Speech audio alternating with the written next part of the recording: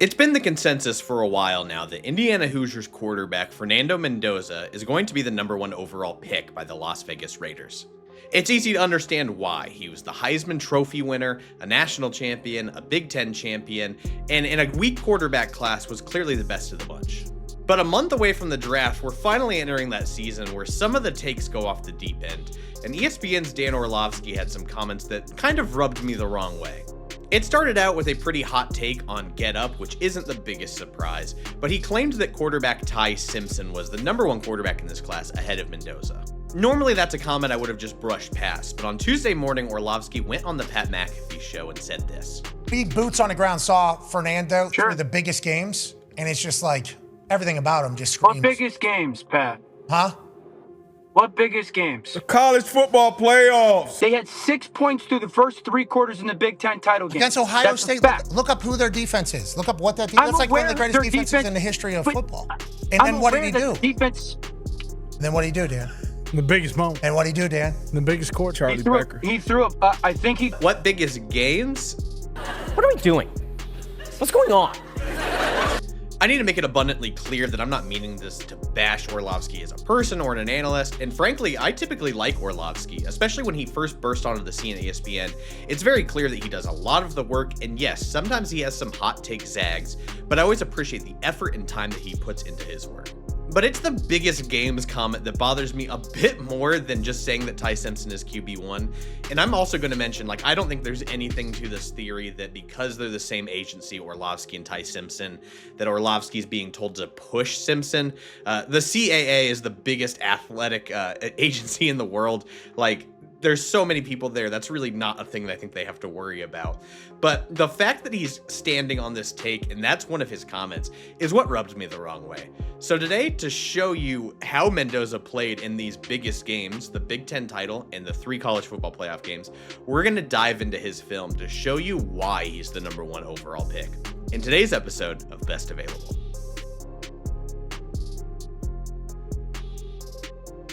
Thank you for watching today's episode. Make sure that you are subscribed on YouTube and follow us on socials at BestAvailableYT. Consider becoming a member if you're a huge fan of the draft. I'll leave details to that in the episode description, but you will get full access to my NFL Draft Big Board.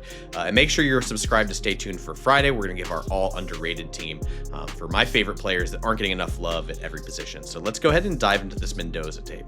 I'm going to use this video more so as not a way to just bash Orlovsky. Again, we just mentioned it in the video that, I typically tend to like his takes, even if sometimes his zags I don't fully get. This is just one of those that I really want to emphasize, this narrative that maybe Mendoza didn't play well in the biggest games. I really want to dispel that. This is an Ohio State defense we're going to show. Elite defense. You got Sonny Styles, Arvell Reese, Caden McDonald.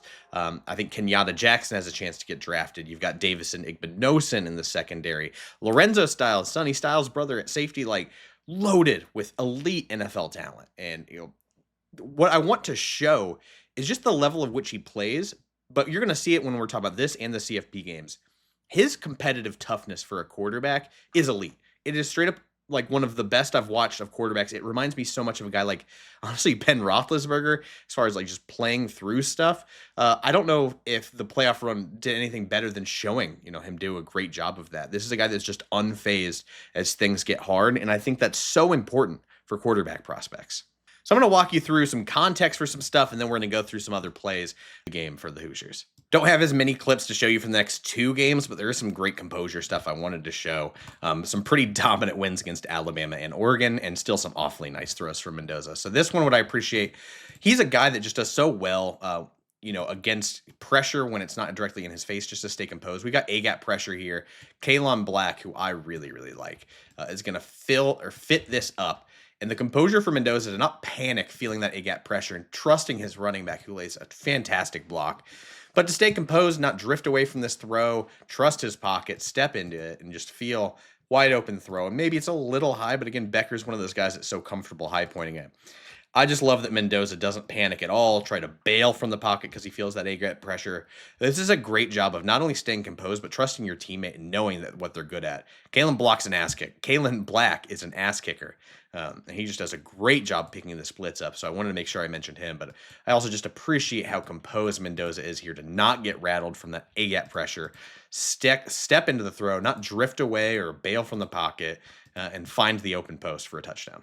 Another great example of stepping up in a big moment. This is 3rd and 12. Ultimately an incompletion, but I wanted to show you I don't think it gets better than this. We've got a switch release here, so we're going to have Cooper attack this linebacker, cross his face to try and hold him while Nowakowski is running up the seam. And so the entire goal is to hold this guy so that we can create that layered window, which is another good concept. The coaching staff's just cooking here, but you can see cross the face, draw the attention of this linebacker to create some kind of window for Nowakowski. And we do that perfectly. And then you watch Mendoza back here. Such a good job layering this football. Because we do not want to line drive it. That leaves the risk for if this linebacker is reactive enough that he could potentially jump this, take it the other way. Instead, we're just lofting this over that window. And man, that's a tight throw between 4 defenders right here. And it's a great play by the Bama defender to attack the football for an incompletion. And yeah, that stinks, but I still wanted to show this throw because I just love the concept, but also the ability to layer into a funky window. And what could have been a conversion on 3rd and 12. That's still a really nice play. All right, got another 3rd down here, and this is just a little pitch and catch. Great route from Surratt to feign inside, break back out into a fade, and then once again we're watching Mendoza here just get so comfortable at reaching the top of his drop and then throwing it in a bucket. And we're going to roll it, so you're going to see ball, feet, set at the back of that drop, right? We've hit the back of it. We see it's even, but we know with the way that he runs that route, he's going to get open. So we step into it, release it, and by the time we're releasing it, Surratt has that cushion and he's gone. Maybe Surratt jogs us out a little bit, but I don't want to be too picky. I know he was dealing with a hamstring injury at the end of the season, and so maybe the throw catches up to him a little bit, but I think that's just more of a timing thing because of the hamstring. Still a really good throw.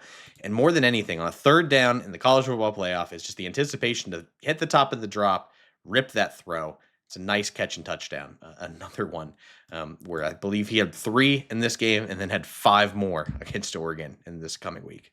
Only a couple from this Oregon game. That D'Angelo Pons pick 6 set the tone early, and then even though I think Oregon responded fairly quickly, it was just kind of a blowout from then on there. But I wanted to show this one. I just love how quick Mendoza's release is, especially in key moments where, a score is at stake. He's just so comfortable at quickly flipping his hips. I love the way he releases the football. It's a little goofy, but it's so quick and can be delivered with velocity. Such a fun example here. So we're just going to run almost a rub slant into an out, just create a little bit of tension for those secondary defenders. And with this defender so focused on the slant, we got the out. It's just a clear. We've won our outside leverage, and we're going to break out on it.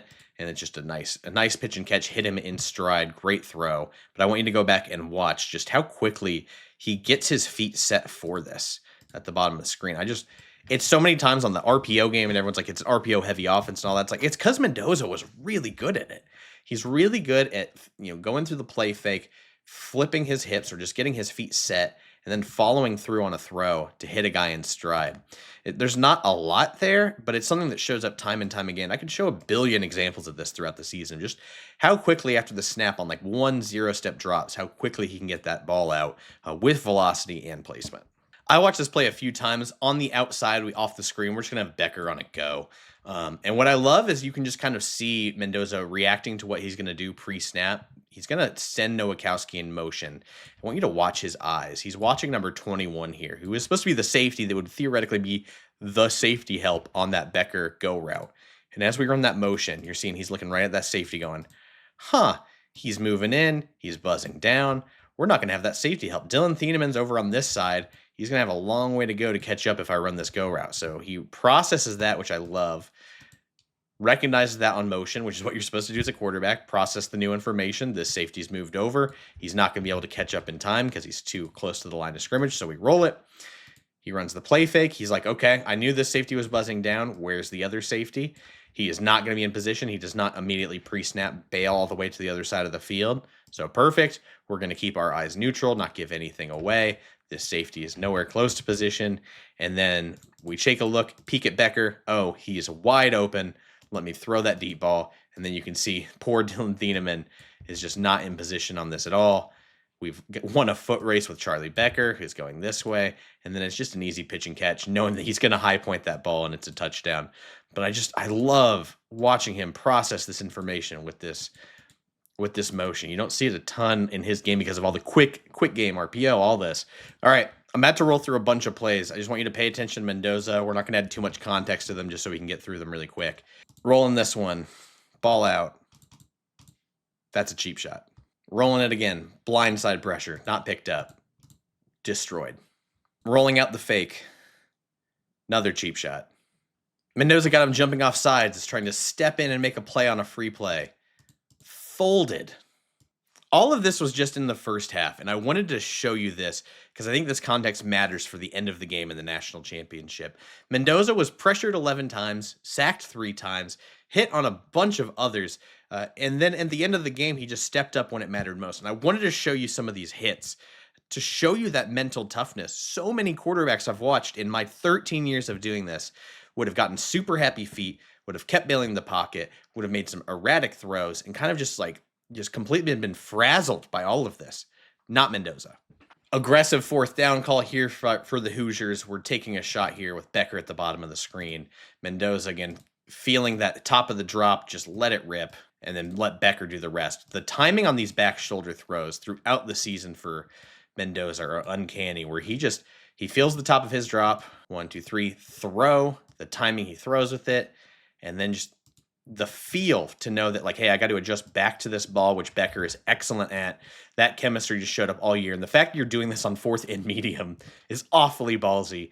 But here we are another time, like in a 4th down where we need it. It's basically 4th and Becker at this point in the season.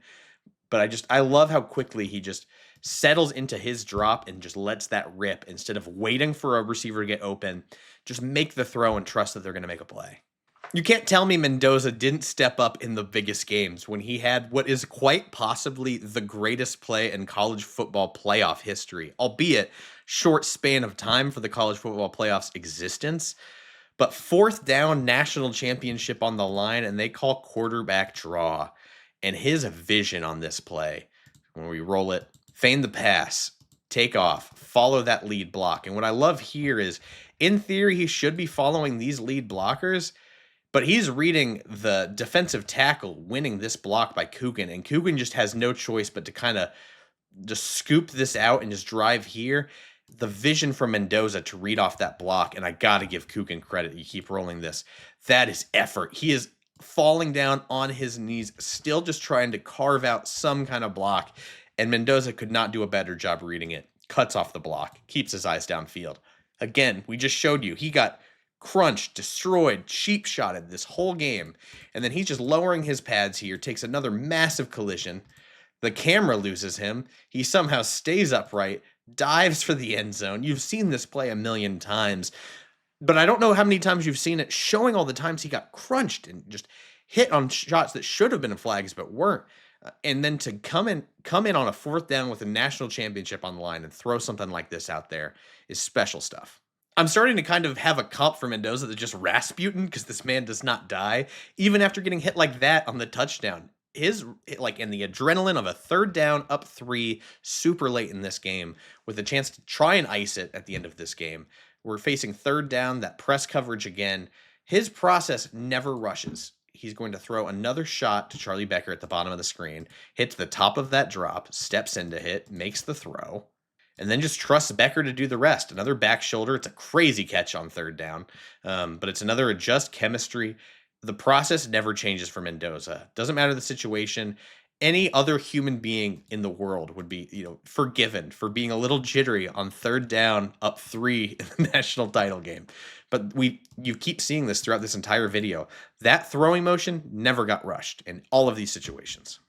I hope you can understand where I'm coming from now, where I'm a little bit frustrated when we try to discount Mendoza's performances in big games. Yeah, the stats might not always be pretty, but the way that he responds to adversity is what makes him the #1 overall pick. He may not be the best quarterback prospect of this decade, but that mental toughness, that size, that arm strength, his quick release, his composure in big situations all of this is why he's going to be the number 1 overall pick. And I think criticizing him in big games is just a disingenuous take for as much as I respect Dan Orlovsky. Hope you enjoyed this video. If you made it to this far, please subscribe if you're not already. Thank you so much for watching today's episode. We'll be back with draft talk later this week, along with my most underrated players at every position. Thank you so much for watching. Take care.